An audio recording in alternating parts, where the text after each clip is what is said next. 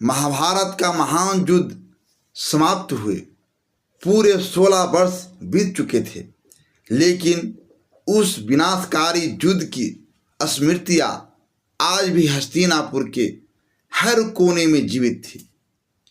कुरुक्षेत्र की भूमि पर बहा रक्त भले ही समय के साथ सूख गया हो, लेकिन उससे उत्पन्न पीड़ा अब भी हर हृदय में ताज़ा थी। जिन लोगों ने अपने प्रियजनों को खोया था, उसके लिए समय मानो थक सा गया था। राजा युधिष्ठिर अब हस्तिनापुर के सिंहासन पर बैठकर धर्म और न्याय के मार्ग पर राज्य का संचालन कर रहे थे। उनका शासन आदर्श माना जाता था, प्रजा सुखी थी, चारों ओर शांति और समृद्धि थी। लेकिन इस बाहरी शांति के पीछे एक गहरा दर्द छिपा हुआ था। अपने ही परिवार के विनाश का दर्द। युधिष्ठिर के हृदय में यह बात हमेशा चुभती रहती थी कि जिस राज सिंहासन पर वे बैठे हैं, वह उनके भी भाइयों, गुरुओं और परिजनों के रक्त से सना हुआ है। हर रात जब वे विश्राम करने जाते तो उनके मन में युद्ध के दृश्य जीवित हो उठते। भीष्म पितामह का बाणों की सैया पर लेटना, द्रोणाचार्य का पतन, अभिमन्यु का वीर गति को प्राप्त होना और सबसे बढ़कर कर्ण का वध। प्रतिदिन वे अपने कर्तव्यों का पालन करते हुए सबसे पहले धृतराष्ट्र और गांधारी के पास जाते, उनके चरण स्पर्श करते और उनका आशीर्वाद लेते। वे जानते थे कि उन्होंने उनके 100 पुत्रों को खोया है और इस पीड़ा की भरपाई कभी नहीं हो सकती। अर्जुन, नकुल, सहदेव और द्रौपदी भी पूरी श्रद्धा और सेवा भाव से धृतराष्ट्र और गांधारी की देखभाल करते थे। वे सुनिश्चित करते थे कि उन्हें किसी भी प्रकार की कमी नहीं हो। लेकिन भीम के मन में अब भी कौरवों के प्रति क्रोध और घृणा भरी हुई थी। भीम कभी कभी ऐसे शब्द बोल देते थे जो सीधे धृतराष्ट्र के हृदय को आहत कर देते थे। वह भूल नहीं पाए थे कि दुर्योधन और उनके भाइयों ने उनके साथ क्या क्या अन्याय किए थे। एक दिन ऐसा ही हुआ। भीम ने क्रोध में आकर धृतराष्ट्र के सामने कौरवों के बारे में कुछ कटु वचन कह दिए। उनके शब्द तीर की तरह धृतराष्ट्र के हृदय में जा लगे। धृतराष्ट्र ने उस दिन मन ही मन निर्णय ले लिया कि अब वे इस महल में नहीं रहेंगे। उन्होंने गांधारी से अपनी इच्छा व्यक्त की कि वे शेष जीवन वन में जाकर तपस्या में बिताना चाहते हैं। गांधारी, जिन्होंने अपने जीवन का अधिकांश समय दुख और त्याग में बिताया था, उन्होंने बिना किसी विरोध के इस निर्णय का समर्थन किया। जब यह बात युधिष्ठिर को पता चली तो उनका हृदय दुख से भर गया। उन्होंने धृतराष्ट्र को समझाने का बहुत प्रयास किया, लेकिन वे अपने निर्णय पर अडिग रहे। अंततः ऋषियों और मुनियों के समझाने पर युधिष्ठिर ने भारी मन से उन्हें जाने की अनुमति दे दी। धृतराष्ट्र, गांधारी, विदुर और संजय वन की ओर प्रस्थान करने लगे। यह दृश्य अत्यंत मार्मिक था। पूरे हस्तिनापुर के लोग उन्हें विदा करने आए थे। तभी एक और अप्रत्याशित घटना हुई। माता कुंती ने भी उनके साथ वन जाने का निर्णय लिया। पांडव यह सुनकर स्तंभ रह गए। उन्होंने अपनी माता को रोकने की पूरी कोशिश की, लेकिन कुंती का मन अब संसार से पूरी तरह विरक्त हो चुका था। उन्होंने अपने पुत्र से कहा, मैंने जीवन में बहुत कुछ देखा है, अब समय आ गया है कि मैं भी तपस्या के मार्ग पर चलूं। आखिरकार पांडवों को उनकी बात माननी पड़ी। वन में पहुंचकर धृतराष्ट्र, गांधारी, कुंती, विदुर और संजय ने तपस्या का जीवन शुरू कर दिया। उन्होंने राजसी सुख सुविधाओं को त्याग दिया और साधारण जीवन अपनाया। धृतराष्ट्र ने कठोर तपस्या आरंभ की। वे धीरे धीरे अन्न त्याग कर केवल जल और वायु पर निर्भर रहने लगे। उनका शरीर दिन पर दिन कमजोर होता गया, लेकिन उनकी आत्मा और अधिक दृढ़ होती चली गई। गांधारी और कुंती भी ध्यान और साधना में लीन हो गई। विदुर और संजय उनकी सेवा में लगे रहते और स्वयं भी तपस्या करते। इस प्रकार समय बीतता गया और लगभग 1 वर्ष गुजर गया। इधर हस्तिनापुर में एक दिन युधिष्ठिर के मन में अपने परिजनों से मिलने की तीव्र इच्छा जागी। उनका हृदय उन्हें बार बार वन की ओर खींच रहा था। उन्होंने अपने भाइयों से इस विषय में चर्चा की और सभी के सहमति दी कि उन्हें वन जाकर अपने माता पिता और बड़ों के दर्शन करने चाहिए। युधिष्ठिर ने तुरंत यात्रा की तैयारी का आदेश दिया। उनके साथ उनके भाई, द्रौपदी और अनेक नगरवासी भी चल पड़े, जो धृतराष्ट्र और गांधारी के दर्शन करना चाहते थे। लंबी यात्रा के बाद वे उस स्थान पर पहुँचे जहाँ उनके परिजन तपस्या कर रहे थे। जब युधिष्ठिर ने धृतराष्ट्र, गांधारी और कुंती को देखा तो उनका हृदय भावनाओं से भर गया। वे पहले जैसे नहीं रहे थे। उनके शरीर कमजोर हो चुके थे, उनके वस्त्र साधारण थे और उनके चेहरे पर तपस्या का तेज था। युधिष्ठिर उनके चरणों में गिर पड़े। उनकी आंखों में आंसू बहने लगे। धृतराष्ट्र ने उन्हें आशीर्वाद दिया और अपने पुत्रों को देखकर अत्यंत प्रसन्न हुए। गांधारी और कुंती की आंखों में भी स्नेह और करुणा के आंसू थे। कुछ समय बाद युधिष्ठिर ने चारों ओर देखा और पूछा, विदुर जी कहाँ हैं? धृतराष्ट्र ने बताया कि वे कठोर तपस्या में लीन हैं और बहुत कम ही दिखाई देते हैं। उसी समय युधिष्ठिर ने देखा कि दूर से विदुर आ रहे हैं, लेकिन जैसे ही उन्होंने इतने लोगों को देखा वे तुरंत वापस मुड़ गए। युधिष्ठिर उन्हें रोकने के लिए उनके पीछे दौड़े। वन के भीतर एक शांत स्थान पर एक वृक्ष के नीचे विदुर खड़े थे।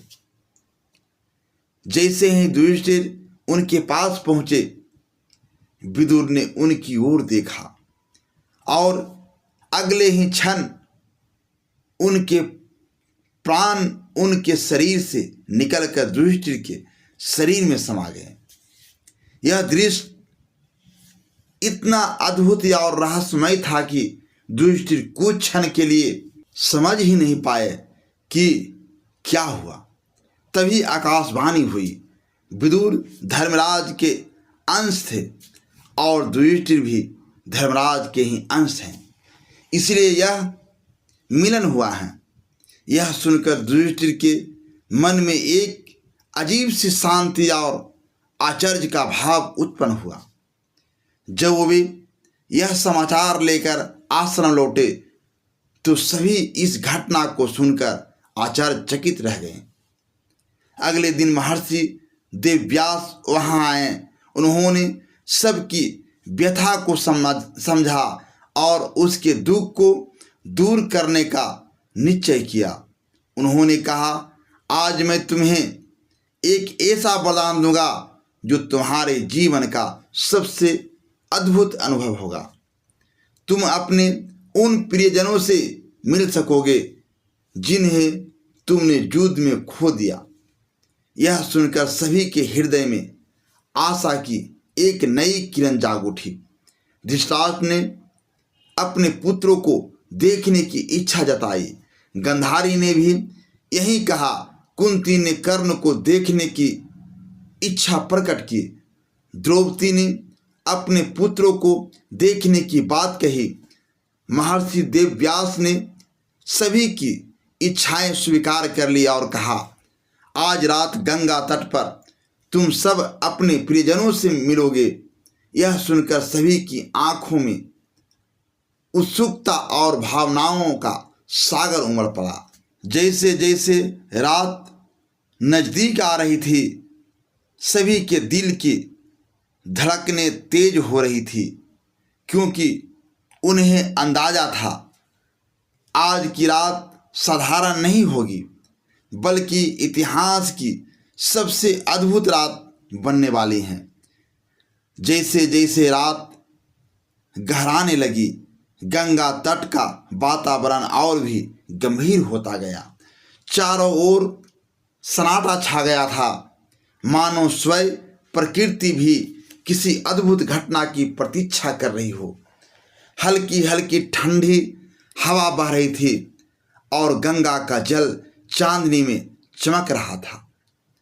युधिष्ठिर, उनके भाई द्रौपदी, धृतराष्ट्र, गांधारी, कुंती और अन्य सभी लोग गंगा तट पर बैठे थे। सभी के मन में उत्सुकता, भय, आशा और प्रेम, ये सभी भाव एक साथ उमड़ रहे थे। महर्षि देवव्यास कुछ समय तक ध्यान में लीन रहे, फिर धीरे धीरे उठे और गंगा नदी की ओर बढ़े। उनके चेहरे पर अद्भुत तेज था। जैसे ही वे जल में उतरे, उन्होंने मंत्रों का उच्चारण प्रारंभ किया। उनकी आवाज़ गूंजने लगी, गंभीर, शक्तिशाली और रहस्यमयी। जैसे ही उनके मंत्रों की ध्वनि गंगा के जल में समाई, अचानक जल में हलचल होने लगी।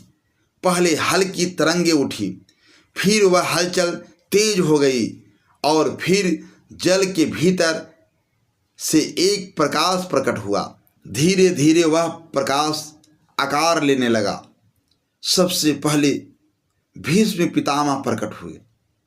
उनके बाद द्रोणाचार्य, कृपाचार्य, दुर्योधन, दुशासन, अभिमन्यु, घटोत्कच, द्रौपदी के पांचों पुत्र, शकुनि, शिखंडी और अनेक योद्धा एक एक करके गंगा से बाहर आने लगे।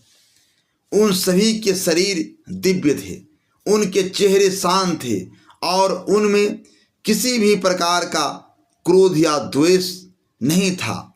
यह दृश्य इतना अद्भुत था कि वहाँ उपस्थित सभी लोग आश्चर्य से भर गए।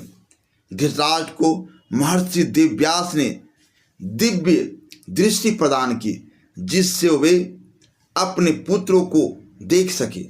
जैसे ही उन्होंने दुर्योधन और अपने अन्य पुत्रों को देखा, उनकी आंखों से आंसू बहने लगे। गांधारी ने भी अपने पुत्रों को देखा और उनके हृदय का वर्षों पुराना दुख एक ही क्षण में पिघलने लगा। द्रौपदी अपने पुत्र की ओर दौड़ी और उन्हें गले लगा लिया। अर्जुन अभिमन्यु को देखकर भावुक हो उठे। भीम घटोत्कच को देखकर गर्व और प्रेम से भर गए। हर ओर मिलन का दृश्य था। आंसू थे, लेकिन इस बार यह आंसू दुख के नहीं बल्कि प्रेम और संतोष के थे। लेकिन तभी युधिष्ठिर की नज़र एक ऐसे व्यक्तित्व पर पड़ी जिसे देखकर उनका हृदय तेजी से धड़कने लगा। वह था कर्ण। कर्ण गंगा के जल से बाहर आए। उनका तेज पहले की तरह ही प्रखर था। उनके चेहरे पर एक अद्भुत शांति थी। दृष्टि धीरे धीरे उनकी ओर बढ़ी। उनके कदम कांप रहे थे। उन्होंने कांपती आवाज में कहा, भैया।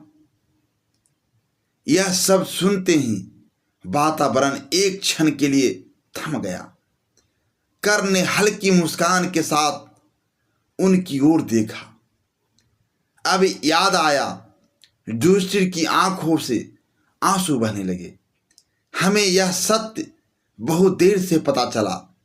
अगर पहले पता होता तो कर्ण ने उन्हें बीच में ही रोक दिया तो क्या होता? क्या तुम युद्ध रोक देते? युधिष्ठिर ने तुरंत कहा, हाँ, मैं कभी युद्ध नहीं करता। कर्ण मुस्कुराए। मुझे पता था। तभी अर्जुन भी आगे आए। उनका सिर झुका हुआ था।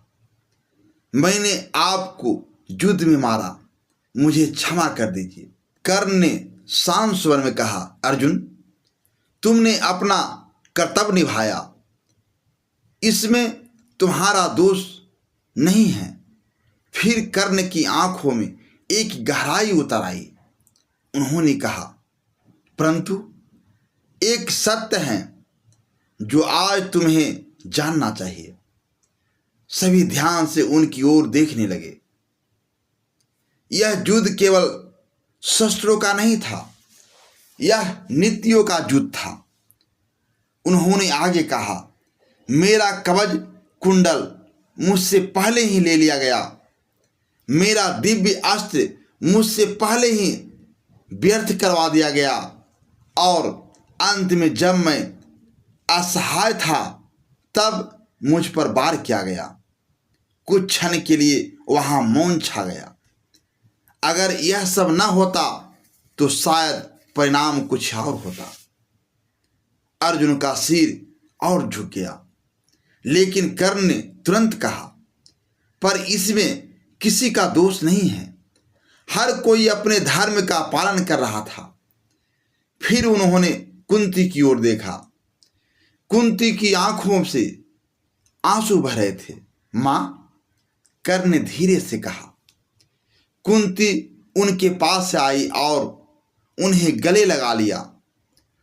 वह क्षण इतना भावुक था कि वहां उपस्थित हर व्यक्ति की आंखें नम हो गई। कुंती रोते हुए बोली, मुझे माफ कर दो पुत्र, मैं तुम्हें पहचान नहीं सकी।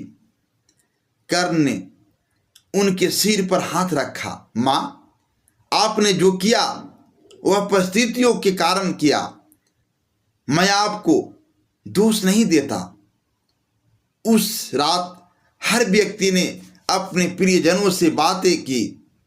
वर्षों से जो बातें उनके दिल में दबा कर रखी थी, आज वे सब बाहर आ गई। दुख, पश्चाताप, प्रेम, सब कुछ एक साथ बह निकला। समय जैसे थम गया था, लेकिन धीरे धीरे पूर्व दिशा में प्रकाश फैलने लगा। सुबह होने वाली थी।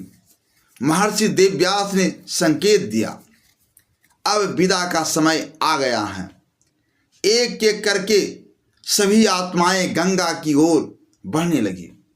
द्रौपदी के पुत्र अभिमन्यु, दुर्योधन, भीष्म, सभी एक एक करके जल में समा गए। अंत में कर्ण रुके। उन्होंने एक बार फिर पांडवों की ओर देखा और कहा, अब अपने हृदय से पछतावा निकाल दो और धर्म के मार्ग पर आगे बढ़ो। यही सच्ची विजय है। इतना कहकर वे भी गंगा में विलीन हो गए। वह रात समाप्त हो गई, लेकिन अपने पीछे एक ऐसी शांति छोड़ गई जो वर्षों से किसी के दिल में नहीं थी। अब पांडवों के मन में कोई बोझ नहीं था। उन्हें समझ आ गया था कि जीवन और मृत्यु केवल एक चक्र है और आत्मा कभी समाप्त नहीं होती। और शायद यही कारण था कि कर्ण की आत्मा उस रात आई थी, ताकि अधूरे रिश्ते पूरे हो सके, ताकि मन का बोझ हल्का हो सके और ताकि सत्य हमेशा के लिए उजागर हो जाए। अगर यह कहानी आपके दिल को छू गई हो तो इसे जरूर शेयर करें। कमेंट में जरूर बताएं आप कर्ण को सही मानते हैं या पांडवों को। ऐसी ही दिल को छू लेने वाली कहानियां के लिए एसपी हिंदी कहानी चैनल को लाइक, कमेंट, शेयर और सब्सक्राइब जरूर करें, क्योंकि यहाँ कहानियाँ सुनाई नहीं जाती, महसूस कराई जाती हैं।